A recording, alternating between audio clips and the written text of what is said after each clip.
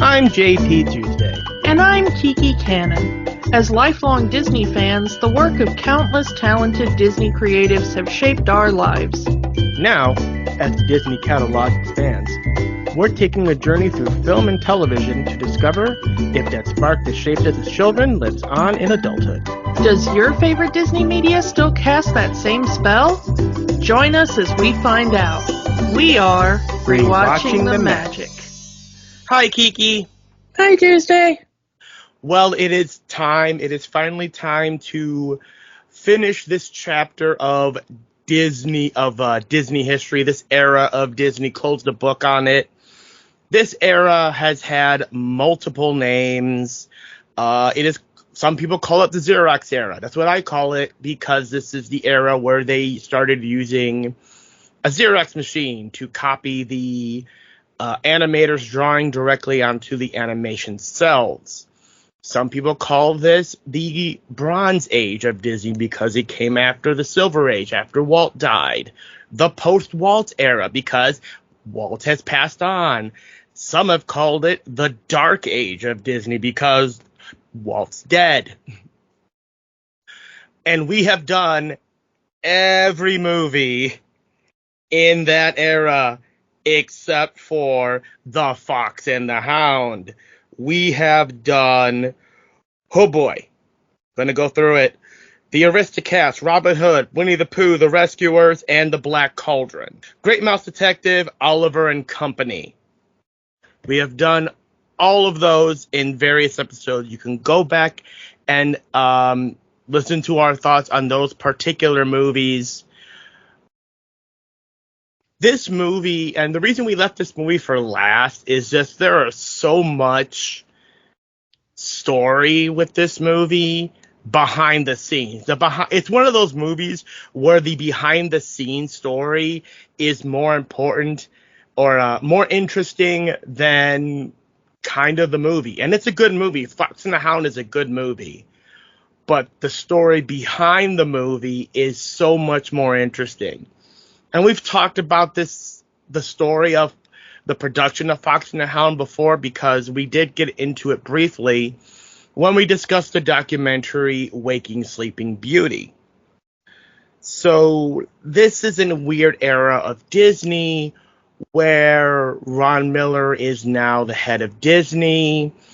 He wants the younger animators, the younger writers to get their chance to produce these movies, because we've talked about this before with other Ron Miller pieces, that at this era there was a big feeling that Disney wasn't cool.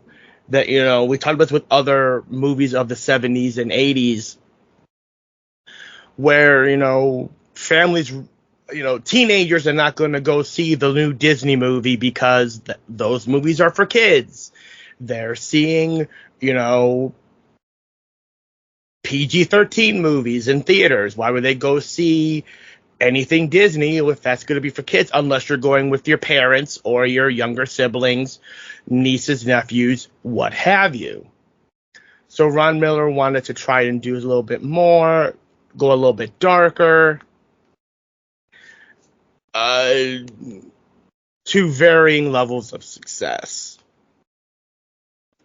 But with this movie, by this point in Disney, there was a clear, the best way I can describe it is kind of civil war, because you have the old guard, the remaining 9 old men that were still alive and still active in animation, and they're direct students. And then you have the young animators who were just tired of listening to the old men. They wanted their own shot. They wanted to make their own movies, make their own interventions. And they felt as long as the old guard refused to step aside, that they were never going to get their shot. One of the people that felt this way, in a way, was Don Bluth. Now, Don Bluth was kind of in the middle of all of this. He kind of did agree with some of the old guard, but also felt that animation could be so much more, felt that with the younger animators. But he also felt that Disney had become stale, that they had lost their way, that what Walt would have done in almost every animated movie up until the beginning of the Xerox era was try to innovate, try to do something different with each movie that he had not done previously. Again, to varying levels of success. Finally done with it. Finally done with it in the middle of the production of this movie, Fox and the Hound. Don Bluth and 11 other animators quit. They quit Disney and they formed their own animation studio, and which delayed the production of Fox and the Hound by 7 months. This movie was supposed to come out Christmas 1980. It did not make that deadline because they were now short 12 animators. And eventually this comes out July 1981. Meanwhile, of course, Don Bluth and his team are now, as this movie is in theaters, are working on Secret of NIMH. And that starts Don Bluth's kind of renaissance and reign over animation. His movies become the bigger movies. They're out marketing Disney. And of course, Don Bluth's movies are classic. Secret of NIMH, All Dogs Go to Heaven, American Tail, Land Before Time, all classics. And all because he did not like the direction that Disney was going to at this point in history. It is so amazing to think about. Yeah, and the interesting thing is that, we talk about how there are weird gaps in my movie history. And this era is the one that has a lot of weird gaps for me. The Don Bluth movies that you named, I saw all of them multiple times. They were some of my favorites growing up. Fox and the Hound is a first watch for me for this podcast. So, yeah, I mean, Don Bluth may have been right on this one. I'm just going to say, because I grew up watching, American Tail, Secret of NIMH, even A Land Before Time, all of those Don Bluth movies that you just named were mainstays of my childhood and into my teenage years. Fox and the Hound was a trailer that I saw on other better Disney movies. Kind of what we talked about last week with Flight of the Navigator. Yeah. And right before we started recording, you mentioned there's some other people that would get their become famous later on that were part of this movie. Well, yeah, because like you said, it was a bit of a generation gap in this one, where this was the last movie that the remaining surviving members of the 9 Old Men worked on. And so when Don Bluth and a bunch of the older animators left, they handed it over to a bunch of new animators who had never worked on a feature film before, and especially not on a Disney film before. And 3 of those would go on to have major careers, not only with Disney, well, 2 of them specifically with Disney, and but this is the first movie for Brad Bird, John Lasseter, and also a little guy you may have heard of named Tim Burton. And we had talked about Tim Burton working at Disney as a young animator, and I think we're kind of in that midpoint where, right? Because when we talked about Black Cauldron, he had just gotten fired from the company at that point. Well, and that would be the next movie that they did. So Tim Burton did not last very long at Disney, as you can tell. Speaking of Black Cauldron, of course, was the first Disney movie,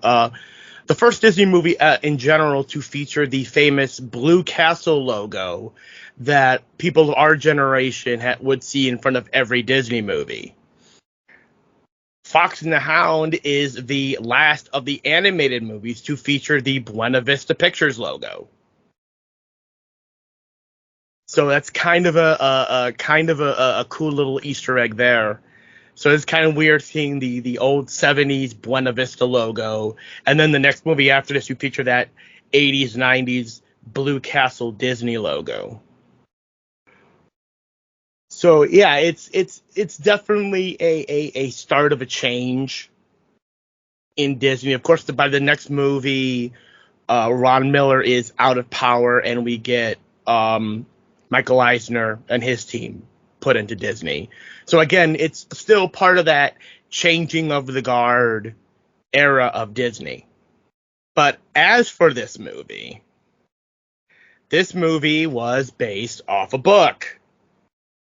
The Fox and the Hound, which I did not know until doing the research for this movie, despite it being said on the screen of the movie. So yeah, the Fox and the Hound based off a book. Short version of that. This, Mike, like a lot of Disney adaptations, especially their animated adaptations, has very little to do with the story of the book. It's almost an adaptation in name only. Like I said this about a couple of Disney adaptations, where they take the original story, break it down into its base elements, and then form a brand new story out of those base elements. In the original novel, the Fox and the Hound are not even friends, as they are in the feature film. They have no connection to each other. They're just a fox and a hound that just exist. And they become fierce enemies. One of the major changes is the character of Chief, who is in the film is the older dog, and Copper is the young pup. In the book, it's flipped. Copper is the old dog, and Chief is the young pup. Also in the book, kind of a spoiler, for you, Chief dies. And apparently they did not want that in the movie, so Chief just gets injured. Yeah, I think they learned from Old Yeller. Can't kill the dog, huh? Yeah. Kill the fox, though. Yeah, they had the Bambi's mom moment, like, right at the beginning of the movie. Also, at the end of the book, both Todd and Copper die. Todd dies of exhaustion after being chased by Copper for so long. Okay, this one is going to be really hard for me to say. And if you are sensitive about dogs dying in movies, you might want to skip ahead a few minutes. Kiki, I apologize to you for what I'm about to say. After Todd dies, there's nothing left for the hunter. There's nothing left. That was his ambition, was to kill this one fox. After he killed Chief, he made it his life mission. I am going to kill this one fox. And after he did that, there was nothing left. So he decides, I'm going to finally retire. I'm going to go to a retirement home. But the retirement home does not allow dogs. So he decides to take Copper out back with the shotgun. Yeah. And that's how the book ends. You know, for kids. I'm so glad they changed that ending for the movie. Yeah, I have some complaints about the ending of the movie, but now I have less complaints, I guess, about the ending of the movie. Yeah. Excuse me. Also, the character of the widow is a complete Disney creation.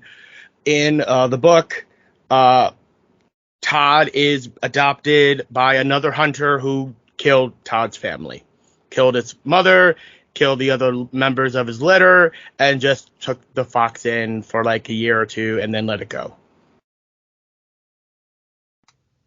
And this hunter, the hunter that owns Copper, is relentless. Like, really takes the vengeance over Chief to an absurd level. Once in the book, Todd, he goes into the wild, he finds a mate, and they have a litter. The hunter kills the mate, kills the litter, leaves Todd alive. Todd finds another mate, has another litter, kills the second mate, kills the second litter, just to screw with the fox. Like, he really takes this vengeance over Chief's death to an absurd degree. While the book is, again, I've never read the book. I'm only going by what summarizations I can find online. But yeah, maybe it's good that Disney did not go directly by the story of the book and kind of did their own thing. Yeah, I kind of want to know what was wrong with the author of this book. Yeah. So let's kind of get a little bit into the cast of this movie. And like, there are quite a number of notable names in this movie. A guy we have talked about fairly recently, Kurt Russell. So, yeah, I mean, this is the same year that Escape from New York came out, so this is really the start of Kurt Russell as a leading man. And we kind of talked about before how he started out as a Disney kid, doing Follow Me Boy, doing the computer wore tennis shoes. So he started as a Disney kid, and the same year this movie comes out, he's Snake Plissken. Yeah, and then the very next year, he would star in The Thing. Yeah. So, I mean, that would absolutely cement it. Another child star, though probably kind of on the downturn of his career, Mickey Rooney as Todd, the fox. Kurt Russell plays Copper, the dog, the hound. But yeah, legendary actor Mickey Rooney. I don't know what you can really say about Mickey Rooney that hasn't already been said. Yeah, I mean, we've talked about him on the show before. Yeah. But the interesting thing is he doesn't really sound like himself in this one. He really doesn't. I mean, we talked about Mickey Rooney. We talked about Night at the Museum last time, I think. So that was the last time we talked about him. Yeah. And granted, that is years later, decades later, and he does sound like an older guy. But even at this point, he already had a bit of an older man voice. But he does his best to sound like a young man, which is incredible. And it works. Yeah, I mean, honestly, if I didn't know if it was Mickey Rooney, I wouldn't have figured it out, probably. Yeah. As the young Todd, we have Keith Mitchell, who people might know more as Keith Coogan. We've talked about Keith Coogan previously when we talked about the movie Adventures in Babysitting, and this is his first film. He is the grandson, of course, of the legendary Jackie Coogan, and he changed his name after his grandfather died to carry on the family name, but this was done before his grandfather died, so he's still being credited as Keith Mitchell here, which was his birth name. And as young Copper, Corey Feldman, one of the two Coreys, although that hasn't happened yet as of this movie. But Yeah, yeah, this was just before the Coreys started hitting it big. They would kind of the mid 80s would be when the Coreys would start hitting it big. Right about the time of the Goonies in 85 is when they would the two of them would start. Gremlins and Goonies was when Feldman would start hitting it big. But he and Corey Haim wouldn't star in anything together until The Lost Boys. So that's when you first get the two Coreys, quote unquote, as a thing. But yeah, I mean, Feldman, this was earlier in his career, so he wasn't like, oh look, it's well-known child star Corey Feldman, I mean. yeah, this was, I mean, I mean, yes, you can say stunt casting, but this era of Disney, and it was really more, yes, we have celebrities voicing our characters, but it's either going to be young up-and-coming actors who haven't made it big yet, or older actors that their parents might recognize from TV. It wasn't, the name brand stars wouldn't be the norm until Aladdin, and we've already talked about that. Yeah, the stunt casting in this one is either more that they're using the old mainstays of Disney, which is more like you got Pat Buttram in here as Chief, you got Paul Winchell in here as Boomer the Woodpecker. Using the Tigger voice. Like, they're not even he's not even hiding it. He's just using the Tigger voice. Yeah, at one point he does the Tigger laugh. And it's really weird coming out of a cartoon woodpecker. You got John Fiedler as the porcupine. That's the Piglet voice. Yeah. So, I mean, there are a bunch of Disney mainstays in this that we've talked about before. A couple of the big ones that the parents would have recognized is Pearl Bailey as Big Mama, who absolutely, she's one of the best voice performances in this. You got Sandy Duncan as Vixie, the female fox that Todd kind of falls for. Already a Disney mainstay as it was, $1 Million Duck, the cat from outer space. Yeah. There was supposed to be a sequence in the movie that had Phil Harris and Charo in it. Huh? Yeah, that they were gonna do another musical number in the second act. Because one of the animators or directors or somebody was like, hey, it kind of drags a little bit in the middle, and we need something in there, and we also need like some star power or whatever. Let's put Charo in this. And I'm not against just dropping Charo into anything, just willy-nilly. It apparently just came out of nowhere, and there was a big fight among all the animators and directors and stuff. And it was like, why are we just dropping a random musical scene with Charo in this? And eventually I don't know if it ever got done or it was done and then it was removed, because I've personally never seen footage of it, so I don't know if it ever got past the idea stage. Mm-hmm. So yeah. We also have Jack Albertson as the hunter, Amos Slade. Yeah, he's, Grandpa Joe in Willy Wonka, but the parents would know him because he was the man in Chico and the Man. And Janet Nolan as Widow Tweed. Just, again, the parents would know her for the various movies and stuff that she was in as well. So, yeah, it's a pretty good cast here. Very good talented cast.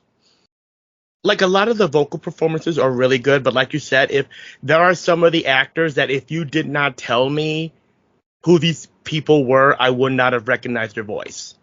I mean, maybe it's me, but I couldn't tell that was Jack Albertson as Amos Slade.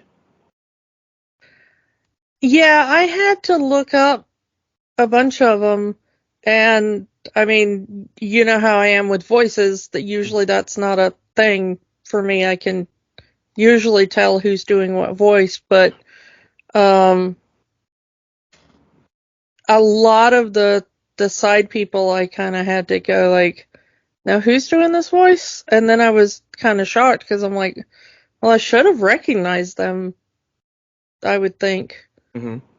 This movie starts, unlike any of the previous or even future Disney animated movies, because there's no music. It's ambient sound. You get the sound of wind and rustling trees, dogs barking, a few gunshots to set up this movie as the opening credits are playing.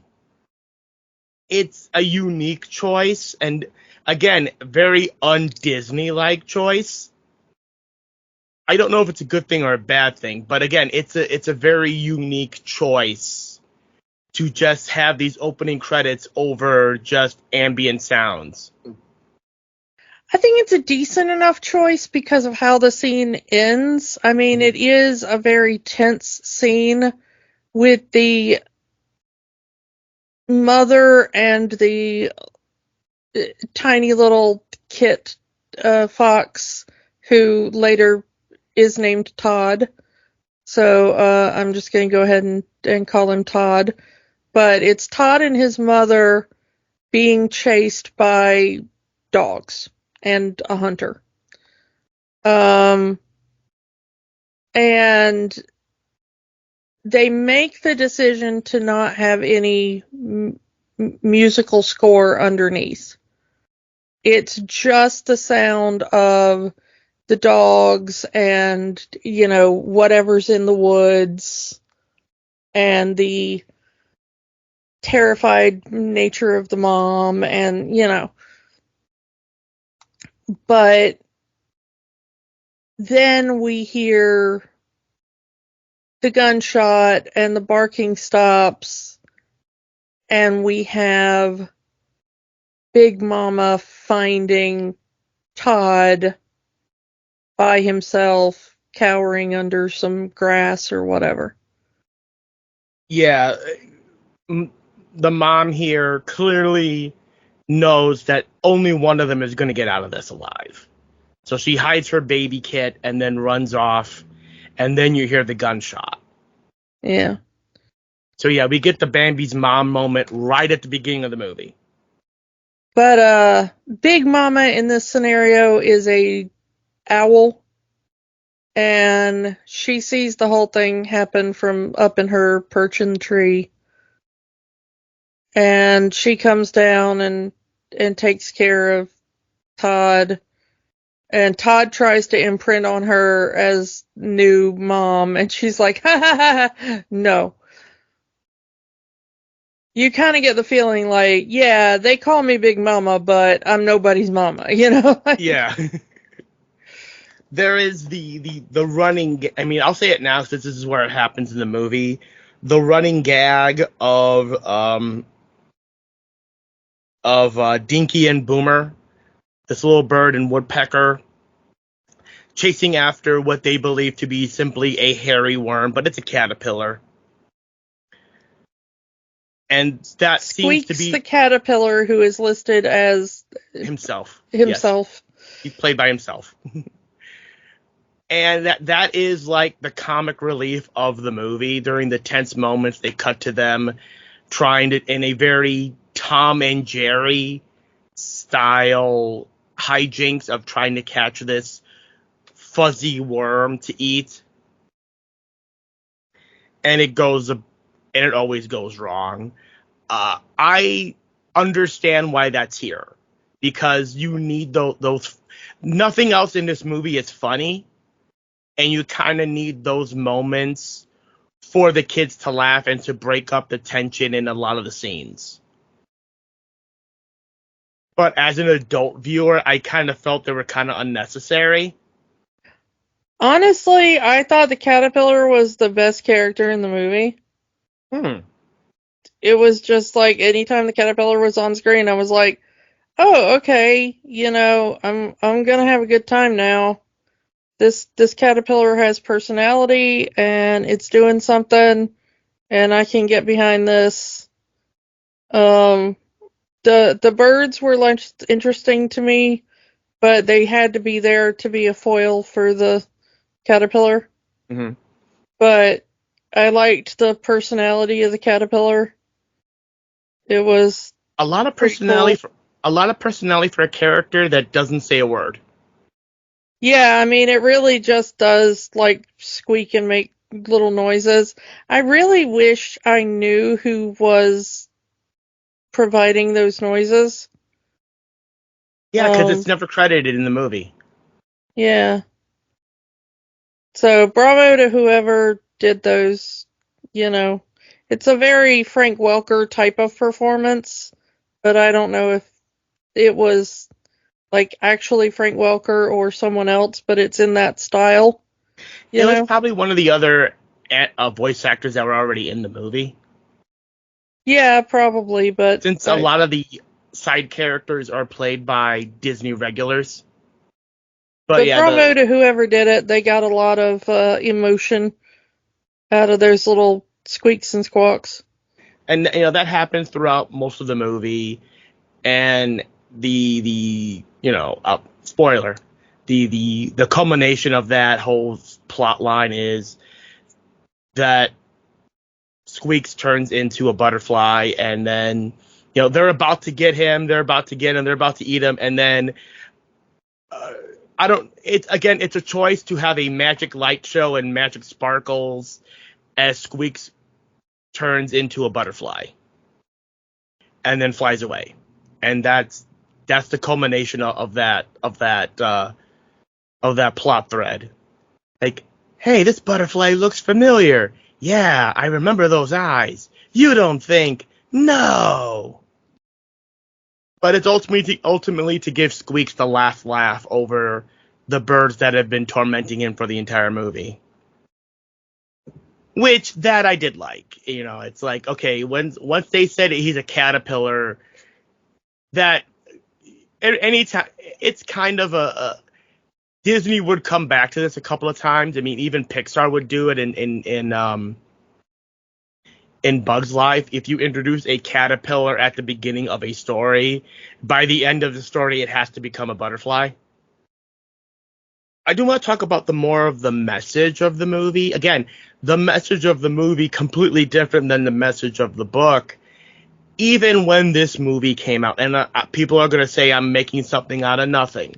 But when this movie came out, people were talking of the allegory this movie has of racism, the allegory of nature versus nurture, of you have these two characters of Todd and Copper who nature dictates these two should not be friends. These two should be mortal enemies, and they become friends even though everything about their existence, everything about their respective owners is telling you two should not be together, you two should not mingle.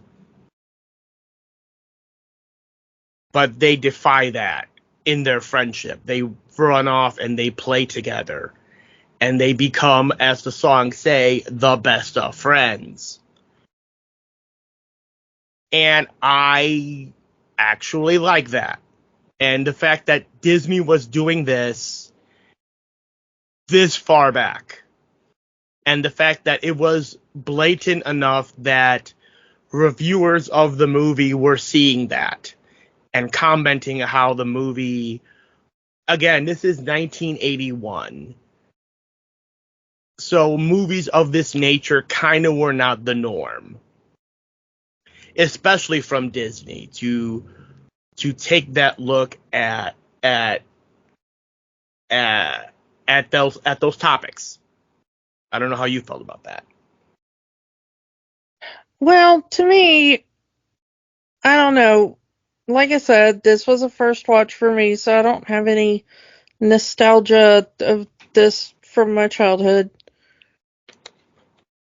And I thought it was a bit weirder. I mean, we've talked about Zootopia before, which is also, you know, Fox allegory for racism. And shout out to a good friend of the show, Adam, for bringing that up when we said we were doing this movie. But the thing that hit me is like, and we have to get into kind of the ending of the movie before it really makes sense why it didn't hit for me. Go ahead. You can skip around. So the beginning of the movie is like, these two are the best of friends, and they really shouldn't be friends because, hounds are meant to chase foxes, and foxes are meant to kill chickens, and, whatever. So I kind of liked the start of the movie when they're kids, and it's like, oh, they're playing together. Because honestly, that's kind of what kids are like. Mm-hmm. If you just put kids together, they'll mostly play with each other, and until they pick up prejudice from the people around them, they don't really care that much. It's mostly just another kid to play with. So, the little hound and the little fox, as kids, it's just like, hey, you're a kid and I'm a kid and let's go play, because they haven't been taught, like, what their societal roles are. And I liked that part of the movie where, like, people are like, you're gonna grow up to be on different sides of things, and they're like, no, we're not. It's gonna be forever and ever. And you're kind of like, but is it though? I mean, that struggle with what society wants, and, other people are gonna try to pull you apart, and are you gonna stick to the friendship, or are you gonna go with society, Mm-hmm. And then there's the turn in the movie where, like, Chief is chasing Todd. We get that big climactic moment where Chief is like, okay, let's go chase Todd, and the farmer that owns him is chasing Todd with the shotgun, and Copper's out there, and he's like, hey, I'm gonna let you go and everything, run away. But then Chief gets Todd onto the train tracks. Through no fault of Todd's, Copper gets stuck on the train tracks, and the hunter is yelling, like, jump, Chief, jump, And Chief is, like, scared because it's like, well, it's a long way down, but also there's a train coming, and, eventually he kind of half jumps, half gets pushed out of the way by the train, and ends up breaking his leg. Now keep in mind that he was supposed to die. In the book he dies. Yeah. But the thing is that, like, you can understand why the hunter is like, you stupid fox, you almost killed my dog, because the hunter just hates all foxes, you know? Like, they come in, they steal your chickens, they, you know, dig holes in things, and they mess up your farm, and they, you know? Mm-hmm. But Copper kind of saw what happened. He saw that Todd was trying to run away, and then Chief cornered him and got him onto the train tracks. Like, Copper knows exactly what happens, and he kind of knows that it was Chief's fault. Like, if Chief had just listened and let Todd run away, which was kind of what Copper was trying to do, they wouldn't have ended up on the train tracks. I think it's more of it's part guilt. Again, he let Todd go because he says, I don't want you to die. Get out of here. And from my understanding as I watched the movie is in his mind is like, I let you go and you repay this by damn near killing my father figure in chief. Yeah, and but if I ever see you again, I'll kill you. yeah, but you see where I'm coming from on that? Yeah. Like, he was there to witness the whole thing of it, and then he's like, yeah, you were nearby while my father figure had an accident of mostly his own making. I'm gonna blame you. I mean, Which, these things do happen in real life. I know they happen in real life, but, like, you see what I'm saying? Yeah, rather than blame himself, he's blaming Todd. Or just blaming Chief or the situation or the Anything. farmer, Yeah. you know. So he's like, you know, if I ever see you again, I'm gonna kill you. So now Todd has lost his, like, only friend. So the widow that has taken him in, the woman that owns the farm next door, who adopted Todd and raised him as basically just a puppy, and gave him the name Todd and all that kind of stuff. She finds out, like, okay, they just want to kill Todd. They're not holding to the agreement that they made years ago or whatever of, like, they won't shoot at Todd, but he has to stay on the widow's farm and not cross the fence. Okay. And she bought him a cute little collar and, you know, all this other kind of stuff. I mean, it's not really important, but I'll throw out that she's a dairy farmer.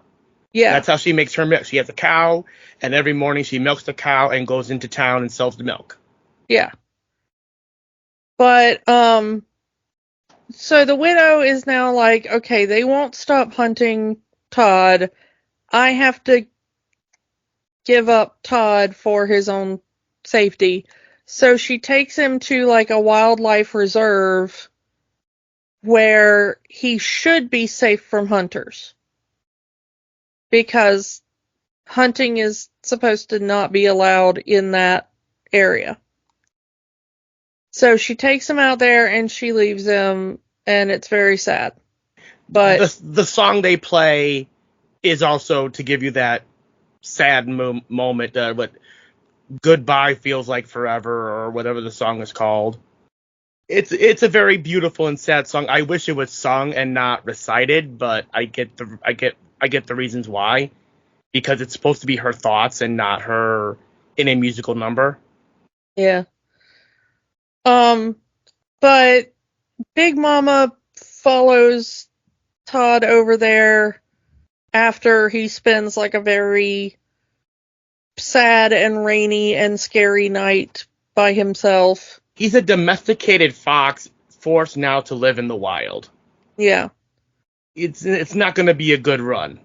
Which, and it isn't. If you did that to a real life domesticated fox, they would die very quickly.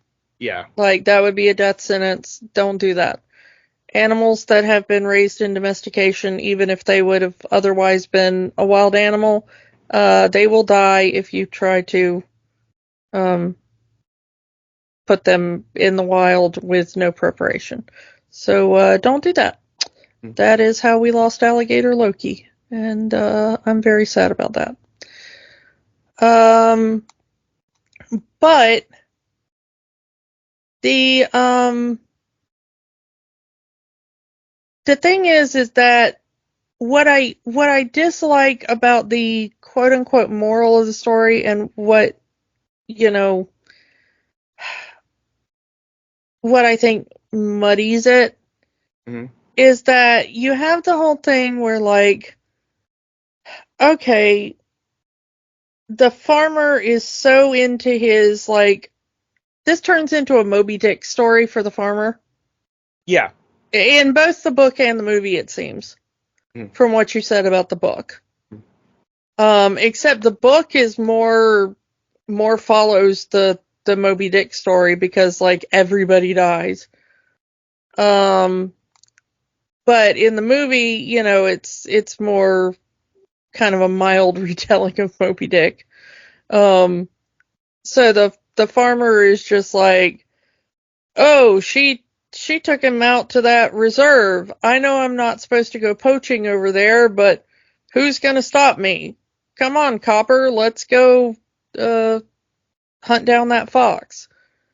With, like, freaking bear traps. Yeah, so he takes, like, bear traps and puts them out there. And ironically, the only thing they don't do is trap the bear that they end up running into. Yeah.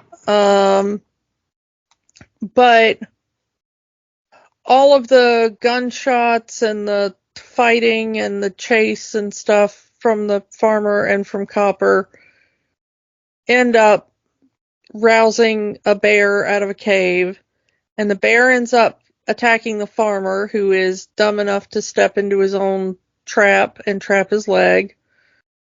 The bear is about to kill him, and Copper's like, "Yeah, don't you kill shoot my master." farmer." Which, Copper, I don't know, maybe let the bear do his thing. You'll be free, everybody will be free. Hound dog versus giant black bear, not a great fight. And then we get the bit where, like, Copper is very clearly on the losing end of this fight, and instead of just running off and saving himself and his new mate Vixie, Todd's like, but He's my friend. I can't do that. He's my friend, and I promise to be his friend forever and ever. And so he goes back and he fights the bear, and eventually, like, Todd takes down the bear via... Technically, the bear takes down himself. Well, yeah, but, you know, Todd ends up surviving the bear via a fall, much like the one that Chief had. And legs still in the freaking trap. The farmer's like, haha, I got you now. I can shoot the fox because he's injured and laying here at the bottom of this waterfall. And Copper's like, okay, yeah, but Fox just saved my life and yours by extension, so I'm gonna stand and he's between... my friend, and I promise to be his friend for forever and No, ever. no, nuh-uh. Excuse me, no. That's where I'm gonna take beef with this movie. Like, it does seem that he's like, okay, he saved my life, so I'm gonna repay it. But how does the movie end? The movie ends with the flashback of them as children. No. I mean, yes, technically that's the last scene in the movie, with them being like, I'm going to be your friend forever. But how does the movie really end for the adult animals? They're separated. Todd goes back into the wildlife preserve, presumably to mate with Vicky, and Copper is back at home in his little barrel dog house with the chief, and they're both complaining that and the widow is taking care of the douchebag farmer, and presumably taking care of the dogs. She's even complaining about this. You'll be back to your old self soon. Wait, do I even want that? Yeah. The moral of the story seems to be, because, like, if we're talking about, like, this is a race allegory or whatever, then the Fox is definitely the marginalized party here. Mm-hmm. So the moral of the story seems to be the marginalized party needs to be the, you know, when they go low, you go high. And, like, maybe they'll let you live, but you need to go live in segregation over there with your own kind, while everybody else lives together in peace and harmony on the farm that you grew up on that you can't go to anymore. Like, they're not friends anymore, they're just not hunting him. I think had the hunter, the farmer, whatever you want to call him, had not, just for lack of a better term, because this is what happens, indoctrinates Copper, because he takes him on hunting, teaches him how to be a hunting dog, and then they come back and he's a fully grown dog and he's a professional hunter. If that hadn't happened, if he had let these two play around and be friends, then the rest of the movie wouldn't happen, and they would just be friends and neighbors and live in peace. But because Amos here teaches his dog how to hunt, they even see all of the animal skins on his truck, and to which, all of the animals are pointing out to Todd, look at all the skins on his truck, the next one's going to be you. Oh, no, Copper's my friend, he didn't want to do that to me. But I'm not even talking about that. Like, yes, that's in the middle of the movie and everything, and you feel bad for Copper because he has been indoctrinated in that way and everything. But I'm talking about the end of the movie. Mm-hmm. Like, Copper sees exactly who Todd is. As far as, like, he came to my rescue. He's obviously still my friend. I came here to kill him. I almost killed him and his girlfriend. I mean, we tried to, like, burn them alive in a hole in the ground and everything. And even after all that, when he could have just left us there to die and saved himself and his girlfriend, what does he do? He comes back and he fights a bear almost to his own death because he considered himself my friend. And at the end, like, yes, okay, Copper repays it by being like, you're not gonna shoot him dead while he's, like, lying there injured. Okay. Good turn. I mean, decent enough morals. Like, he can't fight back, he can't run away. Not a fair fight. Respect. Okay? Mm-hmm. But we have no... And I'm not talking about any sequels or anything, because I haven't seen that. I'm just talking about this movie as its own narrative. Mm-hmm. We have no, nothing that says that, like, as an adult, Copper ever turns around and goes, like, yeah, we're friends. I want to continue that friendship, or, I'm going to come visit you, or, come visit me at the edge of the fence, or, like, hey, when you and Vixie have kids, bring them over and I'll say hi to them, or, like, like, there's none of that It's just like, I'm not going to let my master shoot you when you have no ability to defend yourself. Which is kind of a completely different thing to me. That's not really a sign of friendship so much as like a, you see that in a lot of like, samurai movies and stuff. Like, I won't kill another warrior while he's unarmed or something, give him back his sword so he can fight back. Like, to me, it seems more like that thing rather than we have been friends all our lives and we shall remain friends, like.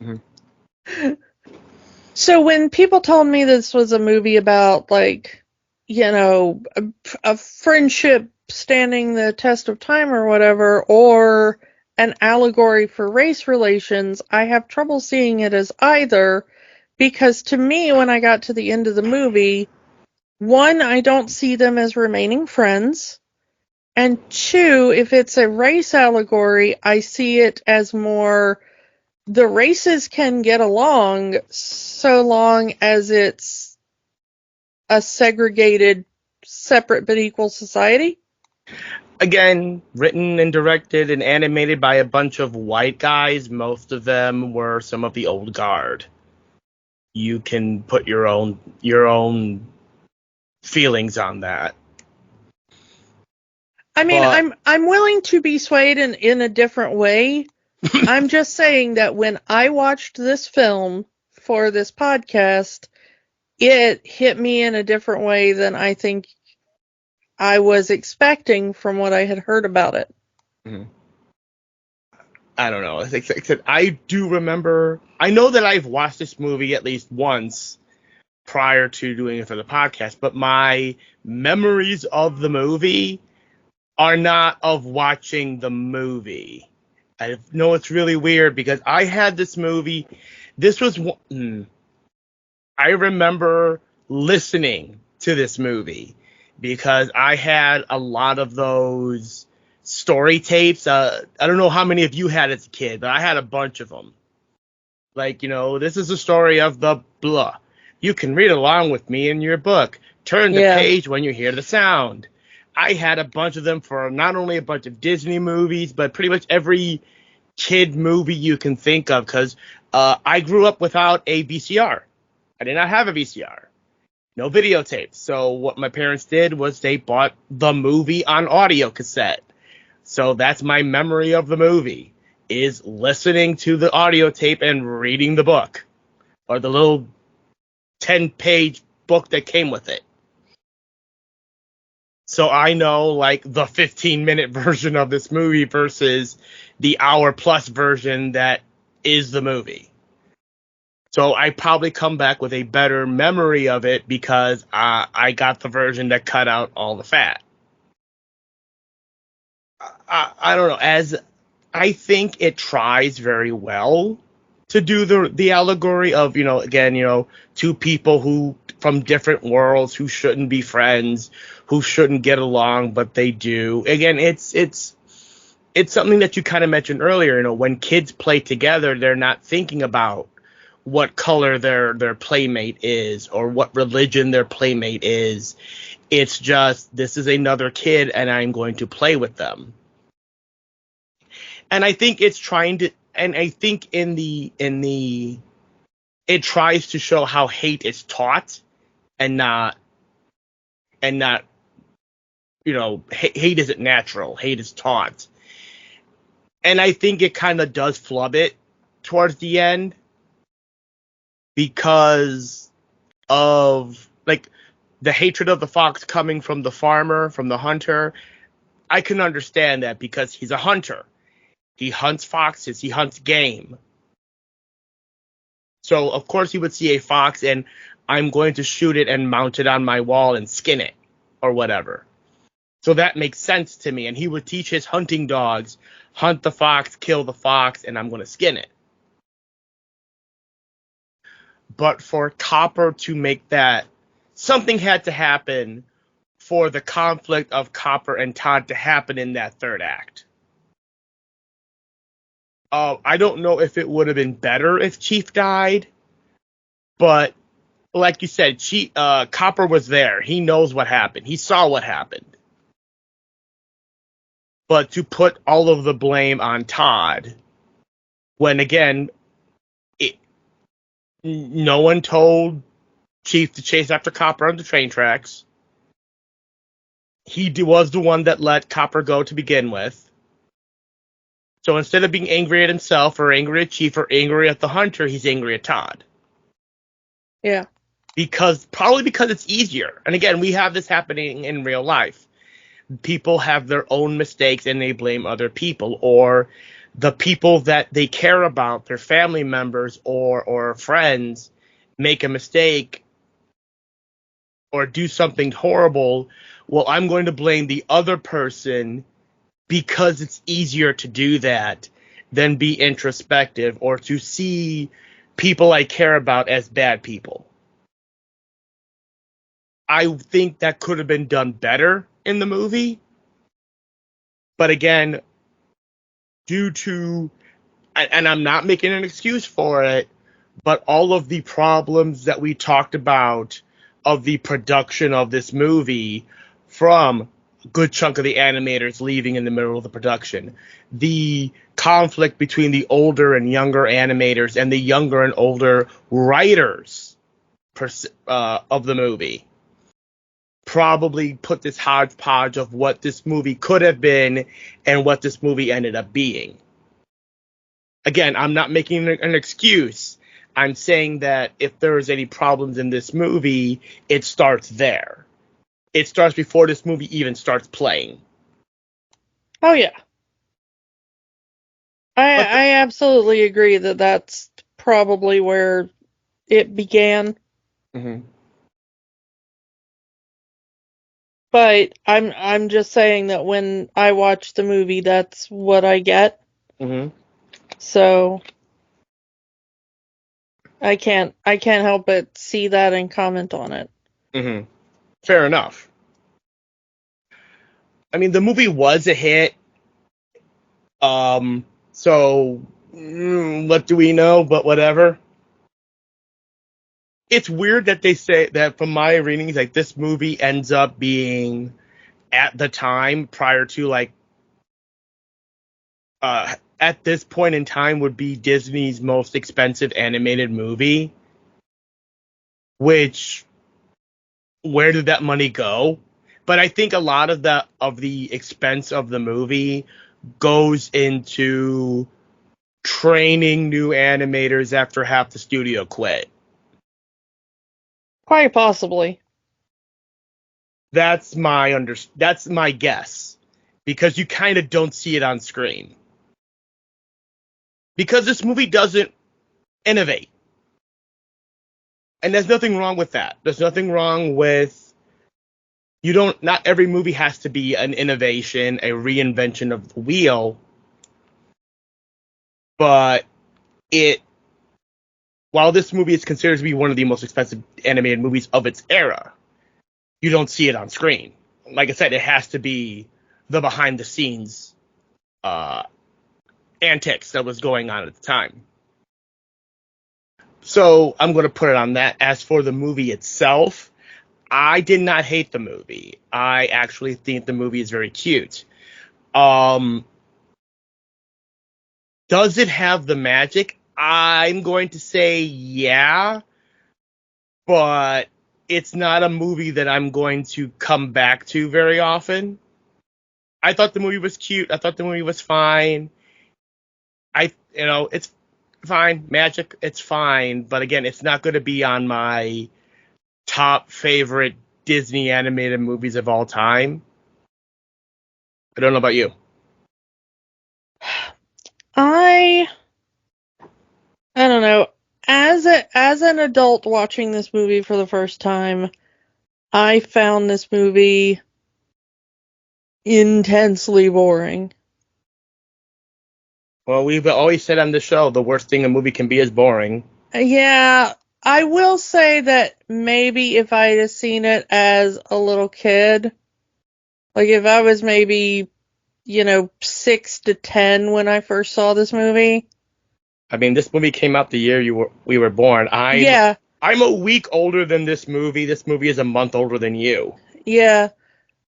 However, if I had seen this movie for the first time at, that like 6 to 10 age range, Mm-hmm.